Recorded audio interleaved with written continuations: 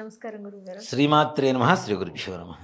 ఎలాంటి పరిహారాలు, ఎలాంటి పూజలు చేసుకుంటే మనకున్న దరిద్రం నుంచి బయటపడే అవకాశం ఉంటుందంటారు? అసలు మార్గశిర మాసము అంటేనే చాలా పవిత్రమైనటువంటి శక్తివంతమైనటువంటి మాసం. మనం కార్తీక మాసం, ఆషాఢ మాసం, వైశాఖ మాసం, మాఘ మాసం ఇట్లాంటివి ఎక్కువగా చేస్తూ ఉంటాం. మనం శ్రావణ మాసం, వీటన్నిటికీ మించినటువంటి అత్యంత శక్తివంతమైన మాసం ఏదైనా ఉంది అంటే మార్గశిర మాసం. ఎందుకు? మార్గశిర మాసంలో శివుడికి ఇష్టమైనటువంటి ఆరుద్ర నక్షత్రం, ఆరుద్రోత్సవం వస్తుంది. అలాగే లక్ష్మీదేవికి ఇష్టమైనటువంటి మార్గశిర గురువార లక్ష్మీ వ్రతం చేస్తూ ఉంటారు. అలాగే ఆంజనేయ స్వామి వారికి ఇష్టమైనటువంటి హనుమత్ వ్రతం అని చెప్పి మార్గశిర శుద్ధ ద్వాదశి రోజున వస్తుంది. అలాగే విష్ణుమూర్తికి ప్రీతికరమైనటువంటి ధనుర్మాసం కూడా ఈ యొక్క మాసంలోనే ప్రారంభమవుతుంది. అంటే ఇన్ని దేవతల అనుగ్రహం ఈ ఒక్క మాసంలో ఉంటుంది. కార్తీక మాసం శివుడు విష్ణుమూర్తి పూజ చేస్తాం, శ్రావణ మాసం లక్ష్మీదేవిని పూజ చేస్తాం. అట్లా ఒక్కొక్క మాసం ఒక్కొక్క దేవతకు మాత్రమే ఉంటుంది. కానీ ఇక్కడ అందరి దేవతల అనుగ్రహం కలుగుతుంది. వాటితో పాటు ముఖ్యంగా నవగ్రహాలలో ప్రతి మనిషికి కావలసినటువంటి వివాహం, సంతానం, ఆరోగ్యం, జ్ఞానము, ఆర్థికం, ఆరోగ్యం, ఇన్ని సమస్యలకి ఇన్ని సమస్యల పరిష్కారానికి కారకుడైనటువంటి కుజుడు ఈ యొక్క మాసానికి అధిపతి. మార్గశిర పౌర్ణమి, మార్గశిర మాసం అంటాం కదా, మార్గశిర పౌర్ణమి రోజున మృగశీర్ష నక్షత్రం వస్తుంది. కాబట్టి ఈ మాసానికి మార్గశిర మాసం అని పేరు వస్తుంది. అంటే ఈ మాసం మొత్తానికి కూడా ఎవరు అధిపతి? కుజుడు. మృగశిర నక్షత్రాధిపతి కుజుడు కాబట్టి కుజుడు అధిపతిగా ఈ యొక్క మాసానికి ఉంటాడు. ముఖ్యంగా ఈ మాసంలో ఏ దేవత ఆరాధన చేసినా, ఏ దేవత పూజ చేసినా కుజగ్రహానికి చెందుతుంది. కుజగ్రహం ద్వారా ఇన్ని రకాల సమస్యలు, ఇందాక మనం చెప్పుకున్నాం కదా, ఇన్ని రకాల సమస్యలకి పరిష్కారం దొరుకుతుంది. వివాహం కానిటువంటి వాళ్ళకి ఏం చెబుతాం? కుజదోషం ఉందని చెబుతూ ఉంటారు, అవునా? అనారోగ్యం అంటే heart, kidney, liver, cancer, gastric problems and లేడీస్కి ఉండే ఈ స్త్రీ ఋతుక్రమ సమస్యలు, ఇవన్నీ కూడా కుజగ్రహం ద్వారా వస్తుంటాయి. అలాంటి అనారోగ్య సమస్యల్ని దూరం చేసేటువంటి వాడు. మనం ఇచ్చిన డబ్బులు వెనక్కి రావటం, మనం తీసుకున్న అప్పులు తీర్చగలగటం, ఇవన్నీ కూడాను కుజగ్రహం ద్వారానే కలుగుతూ ఉంటాయి, ఆయన అనుగ్రహంతోనే కలుగుతూ ఉంటాయి. అలాగే వివాహం కావటం, సంతానం, ఆడవాళ్ళకి ఋతుక్రమపరమైనటువంటి సమస్యలు ఉంటే సంతానానికి ఆలస్యమే కదా. కాబట్టి ఆ సంతాన సమస్యలు, సంతాన లేములు, ఇట్లాంటి వాటన్నిటికీ కూడా పరిష్కారం ఏ గ్రహ ఆరాధన ద్వారా మనకు దొరుకుతుంది అంటే కుజగ్రహ ఆరాధన ద్వారా జరుగుతుంది. అలాంటి మార్గశిర మాసంలో వచ్చేటువంటి అమావాస్య ఈసారి చాలా ప్రత్యేకత సంతరించుకుంది. ఎందుకంటే సోమవారం కలిసి వచ్చింది. దీన్ని సోమావతి అమావాస్య అంటాం. సోమవారం అమావాస్య. సోమవారం అంటే అధిపతి ఎవరు? చంద్రుడు. ఆ అమావాస్య అంటే అధిపతి ఎవరు? సూర్యుడు. మాసానికి అధిపతి ఎవరు? కుజుడు. రవి, చంద్ర, కుజగ్రహాల అనుగ్రహం ఒక అమావాస్య రోజున కలుగుతుంది. మనం ఏమైనా చెప్పబోయే పరిహారం చేయగలిగితే. రవి ఆరోగ్యాన్ని ఇస్తాడు, చంద్రుడు మానసిక ప్రశాంతతనిస్తాడు. చంద్రమా మనసే జాతః అని చెప్పి శాస్త్రం చెబుతుంది. మానసిక ప్రశాంతతని చంద్రుడు ఇస్తాడు. మనం అందుకనే చూడండి, అప్రశాంతంగా ఉన్నప్పుడు, మెంటల్ టెన్షన్తో ఉన్నప్పుడు పౌర్ణమి చంద్రుడిని చూస్తే ఎలా అనిపిస్తుంది? మనకి మానసికంగా ప్రశాంతంగా అనిపిస్తూ ఉంటుంది, అవునా? వెలుగు, ఆ చల్లదనం అంతా కూడాను. అలాగే ఆరోగ్యం భాస్కరాదిచ్చేది అని చెప్పి శాస్త్రం ఉంది. ఆరోగ్యాన్ని ఇచ్చేది ఎవరు? సూర్యుడు. ఇందాక మనం చెప్పుకున్న సమస్యలన్నిటికీ కారణం ఎవరు? కుజుడు. ఇలా ముగ్గురి అనుగ్రహం ఈ సోమావతి అమావాస్య రోజున కనుక మనం చెప్పబోయే పరిహారం కనుక చేయగలిగితే అఖండమైనటువంటి లక్ష్మీయోగం కలుగుతుంది. వాళ్ళకు ఉండేటువంటి సమస్త సమస్యలు కూడాను పరిష్కారమై వాళ్ళ సంకల్ప సిద్ధి జరుగుతుంది. దీనికి ఏం చేయాలి ముఖ్యంగా అంటే, సోమావతి అమావాస్య రోజున గ్రామదేవత ఆరాధన చాలా విశేషం. అలాగే మన ఇంటికి కూడా గృహదేవతలు ఉంటారు. నాన్న, ప్రతి ఇంటికి ఒక దేవుడు ఉంటాడు. ఒకరికి వెంకటేశ్వర స్వామి, ఒకరికి శివుడు, ఒకరికి సుబ్రహ్మణ్యేశ్వర స్వామి, నరసింహస్వామి, మల్లన్న, ఎల్లమ్మ, రేణుకా ఎల్లమ్మ, కట్టమైసమ్మ, ఇట్లా వాళ్ళకు ఉండేటువంటి దేవతలు ఎవరైతే ఉంటారో గృహదేవతలు ఉంటారు. పూర్వకాలంలో గృహదేవత ఆరాధన చాలా బాగా జరిగేది.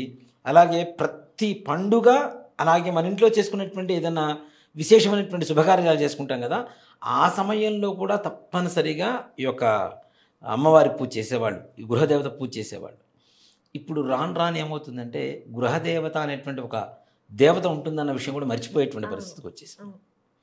అంటే పెద్దవాళ్ళు పిల్లలకి చెప్పకపోవటము, లేకపోతే వీళ్ళు అడగకపోవటము, వీళ్ళు తెలుసుకునే సమయానికి వాళ్ళు లేకపోవటము, తెలుసుకున్నా కూడా కొంతమంది చేయకుండా నిర్లక్ష్యంతో వదిలేయటము.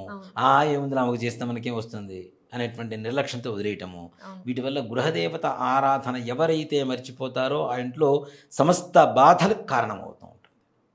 ఇప్పుడు మీ ఇంట్లో మీ అమ్మగారు నాన్నగారు ఉంటారు నాన్న, అవును. వాళ్ళకి అన్నం పెట్టకుండా వదిలేస్తే ఎలా ఉంటుంది?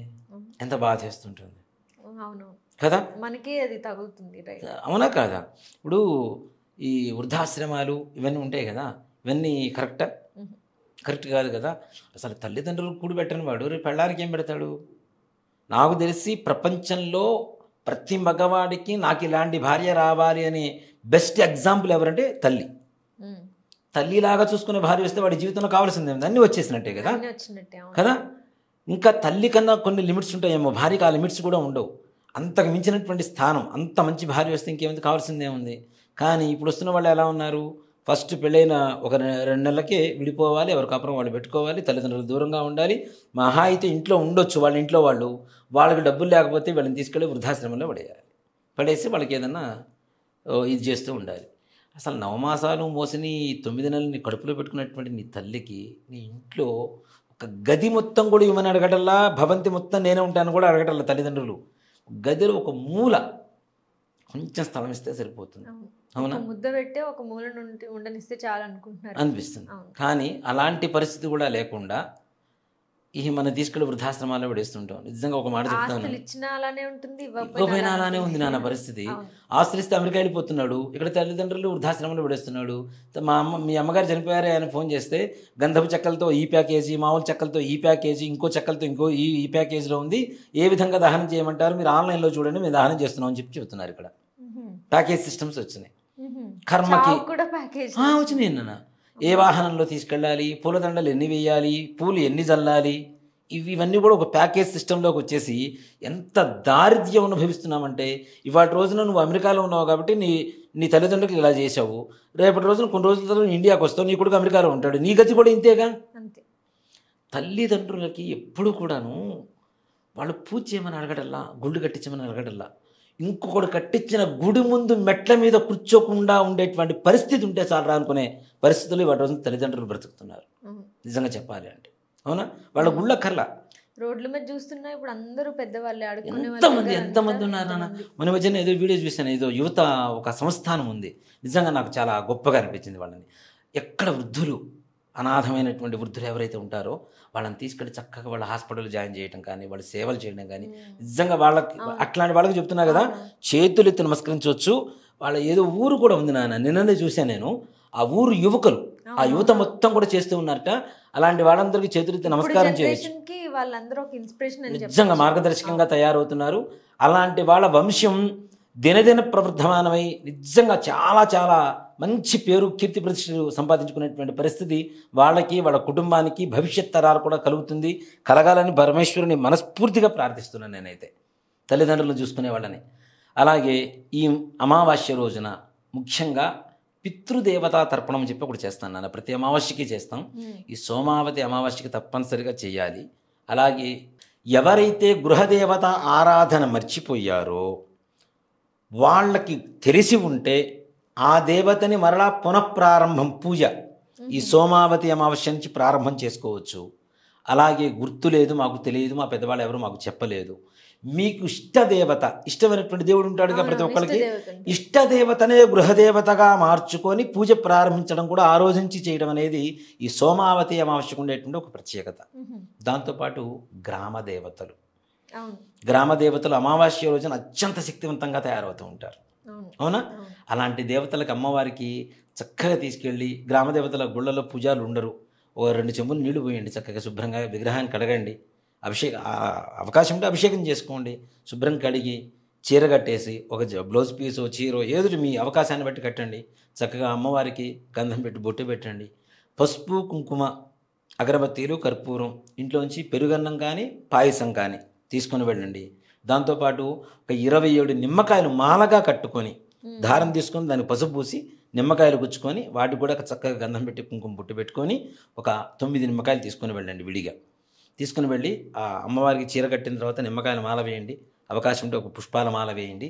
ఈ 9 నిమ్మకాయలు కూడా అమ్మవారి పాదాల దగ్గర పెట్టి పసుపు కుంకుమ తీసుకెళ్ళమని చెప్పాం కదా, ఈ 2 మిక్స్ చేసి, బండారి అంటారు అమ్మవారి దగ్గర ఉండేటువంటి పసుపు కుంకుమ 2 మిక్స్ చేసిన దాన్ని ఈ బండారితో అమ్మవారికి మీ మనస్ఫూర్తిగా ఏ అమ్మవారితో అమ్మవారికి చక్కగా పూజ చేసుకోండి. కుంకుమ నిమ్మకాయల మీద కుంకుమ కొద్దిగా తెచ్చుకొని ఇంట్లో రోజు బొట్టు పెట్టుకోవడం, మీరే కాదు ఇంట్లో పిల్లలకు కూడా అలవాటు చేయండి బొట్టు పెట్టుకోవడం అది.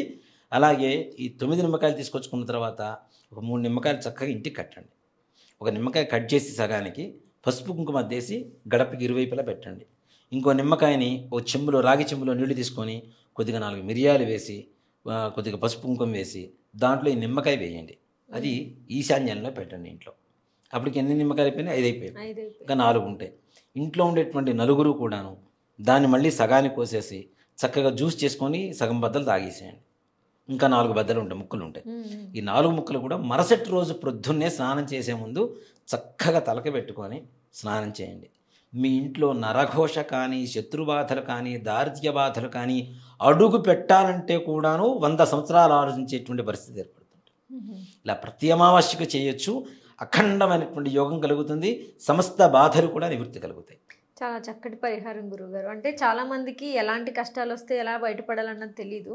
అలాంటి వారికి మీరు చెప్పినది ఏదైతే ఉందో అది చాలా చక్కగా ఉపయోగపడుతుందని అనుకుంటున్నాను. ఇంత చక్కటి పరిహారాన్ని మాకు మా ప్రేక్షకులకి తెలియజేసినందుకు ధన్యవాదాలు గురువు. శ్రీమాత్రే నమః. శ్రీ గురుభ్యో నమః.